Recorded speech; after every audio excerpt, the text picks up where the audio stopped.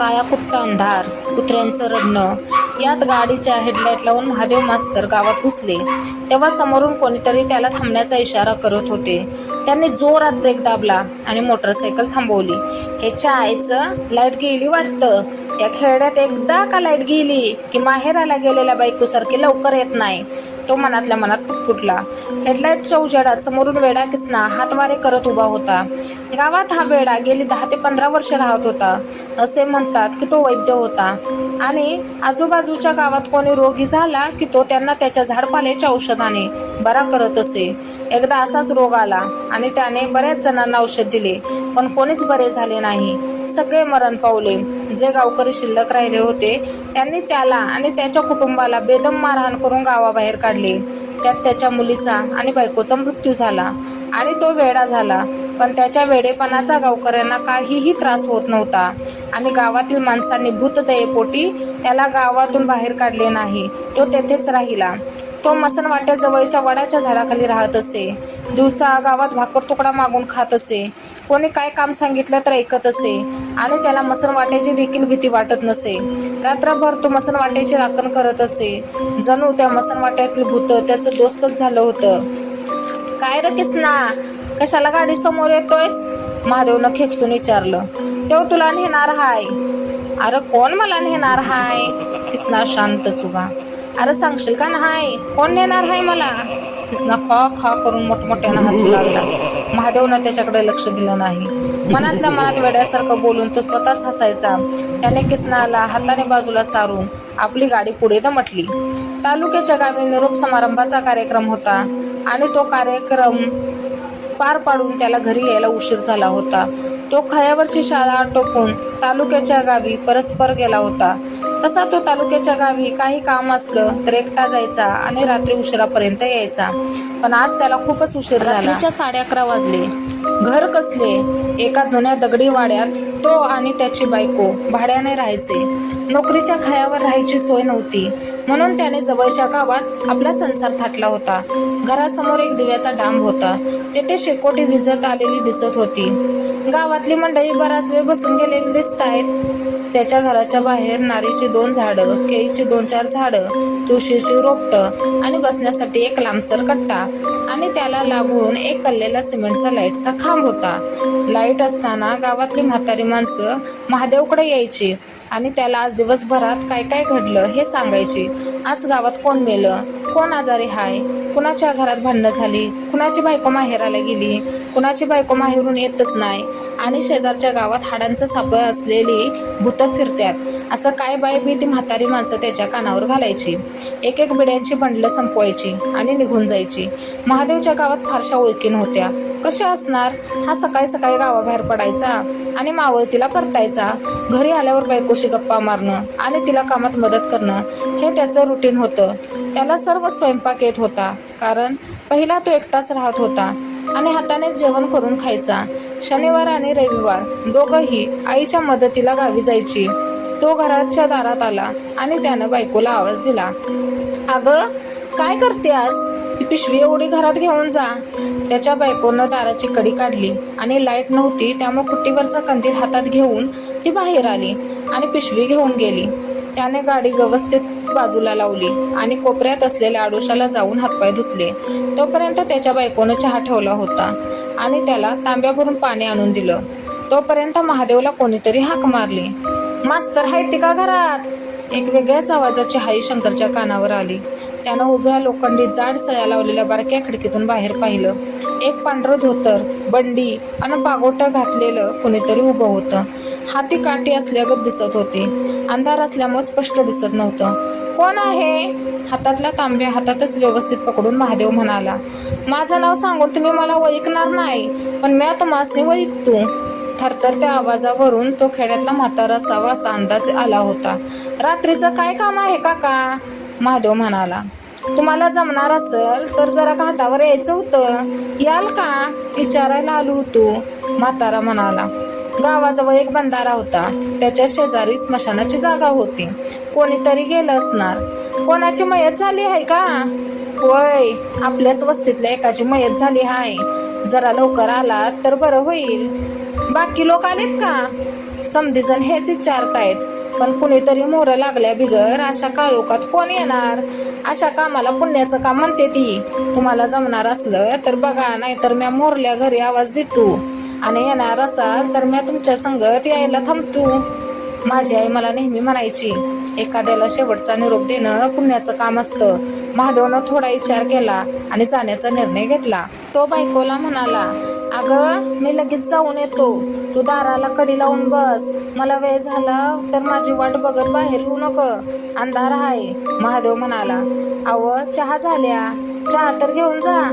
काका 5 मिनिटं थांबा, जरा चहा घेतो आणि मग जाऊया. तुम्ही पण आत या, जरा चहा घ्या. का जेवण करून आलाय? न ग, मी थांबतो बाहेरच, तुम्ही घ्या चहा पिऊन. तिथं वखत लागतो या, ठाव नाही पुन्हा कधी मिळेल कुणाच ठाव. मी चहा पीत पीत त्यांना म्हणालो, दिवसभर लई धावपळ होत्या आणि आल्यावर थोडा जरी चहा घेतला तरी दिवसभराचा शिन जातो. त्याची चहा पिऊन झाली आणि त्याने शर्ट पॅन्ट अडकवली आणि तो बाहेर पडतच बायकोला बोलला, तू जेवून घे, मला किती वेळ लागतोय काय माहीत, आणि मी आल्याशिवाय दार उघडू नको. बायकोने महादेव दारात आहे तोपर्यंतच दाराला आतून कडी लावली आणि दाराला कडी लावत लावत ती 3दा त्याला म्हणाली, लय उशीर लावू नका हा, लवकर या, मी घरात एकटीच आहे. महादेव मान डोलावत होय म्हणाला आणि बोलवायला आलेल्या म्हाताऱ्याच्या मागे तरातरा जाऊ लागला. महादेव त्याच्या मागे निघाला होता खरा, पण तो म्हातारा खूपच पुढे निघून गेला होता. अंधारात त्या म्हाताऱ्याचे फक्त पांढरे कपडे दिसत होते. तो घरातून बाहेर पडल्यापासून महादेवशी एकही शब्द बोलला नव्हता. महादेवच्या पायाखालचा रस्ता होता, कारण तो रात्री अंधारातून त्याची गाडी घेऊन एकटाच यायचा म्हणून बरे. नसता काळोख होता, पायाखालचे काहीच दिसत नव्हते. समोरच्या म्हाताऱ्याच्या पांढऱ्या कपड्याकडे बघत बघत महादेवची पावलं पडत होती.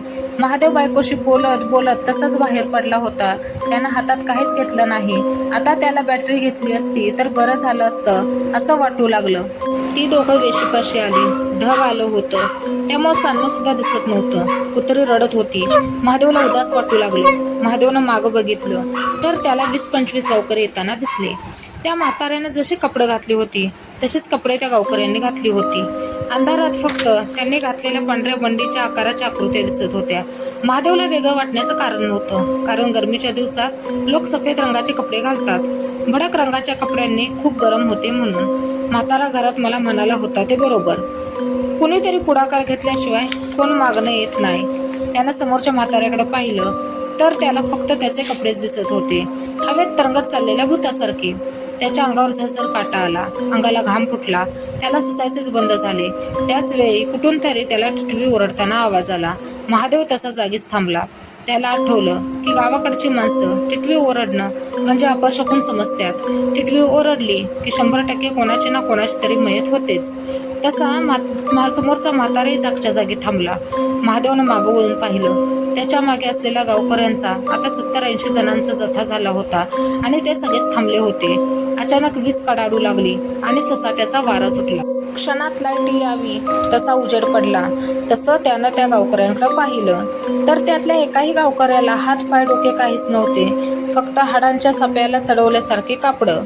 बायको तर येताना मला काहीतरी सांगण्याचा प्रयत्न करत होती ते मला आठवलं, पण मी बाहेर जाताना मला अडवलेलं मला आवडत नसायचं म्हणून ती शांत राहिली असावी.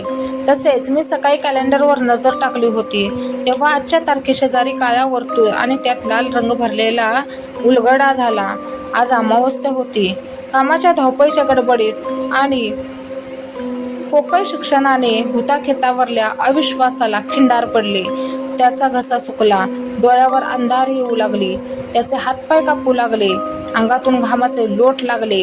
त्याने कशी बशी 4 पावलं पळत टाकून पाहिली, पण त्याला न्यायला आलेला म्हातारा आणि मागच्या जथ्यानं त्याला 4ही बाजूनं घेरलं. आता पळणार तर कसं आणि कुठं, कारण 4ही बाजूला हाडांच्या साप्यांची भूतं. शेकडो दिवट्या पेटल्या गेल्या. महादेवच्या आजूबाजूला दिवट्यांचा प्रकाश पडला. त्या उजेडाने त्याला धीर आला. त्याला त्या उजेडात 2 गोष्टी दिसल्या, त्या म्हणजे एकतर व्यवस्थित रचलेल्या 2 चिता आणि त्यातल्या एकावर पांढऱ्या कपड्यातलं पेटून ठेवलेलं प्रेत.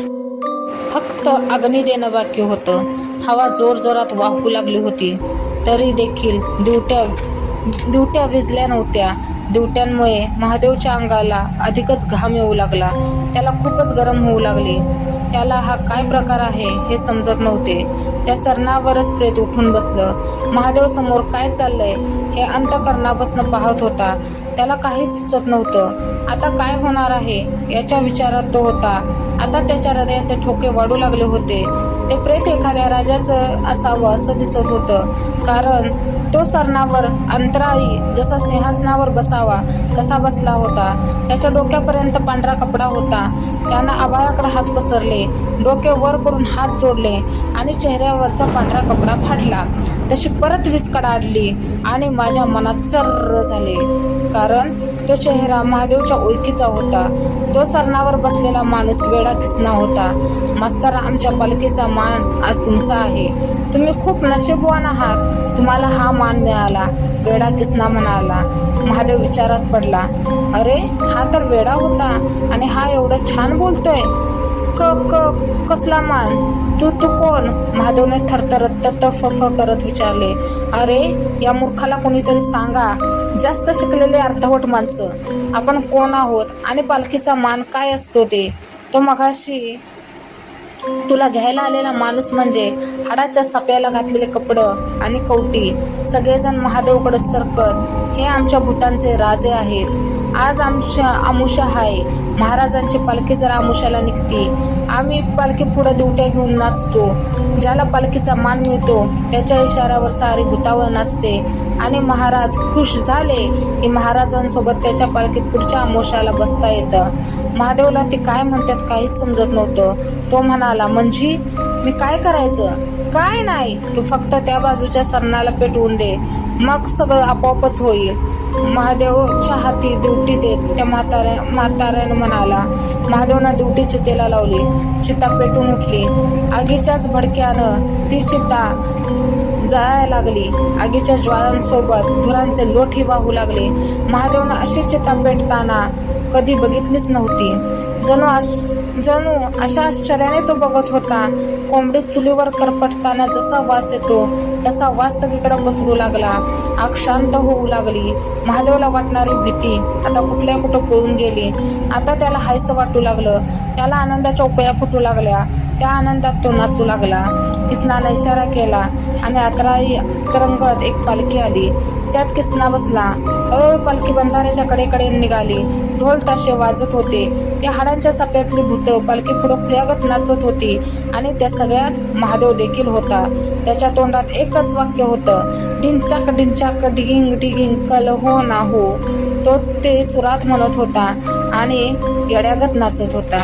त्याची बायको रातभर वाट बघून सकाळी पहाटे होताच बंधाऱ्याकडे पोहोचली तर सगळा गाव घाटावर जमला होता. एक शमलेली चिता त्यांना दिसत होती आणि महादेव मास्तरची कापडं आणि चप्पल तिथं पडली होती.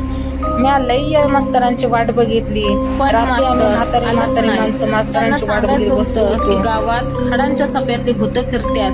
रातच्याला कुणी बी हळी मारली तर त्यांच्या हळीला ओ देऊ नका आणि रातच्याला कुठं फिरू बी नका. पण आता लय उशीर झाला. नेलं वाटतं त्यांनी मास्तरसने उचलून. गावातला एक म्हातारा स्वतःशीच पुटपुटत होता आणि तेच महादेवच्या बायकोनं ऐकलं. तिनं त्या चपलाकडं आणि कपड्यांकडे बघून एकच टाहू फोडला. बंधाऱ्यावर एकच भयान शांतता पसरली. फक्त महादेवच्या बायकोचा रडण्याचा आवाज आणि वडाखालच्या किसनाचा ढिंचाक ढिंचाक ढिगिंग ढिगिंग कल हो ना हो या ओळी बंधाऱ्यावर गुंजत होत्या.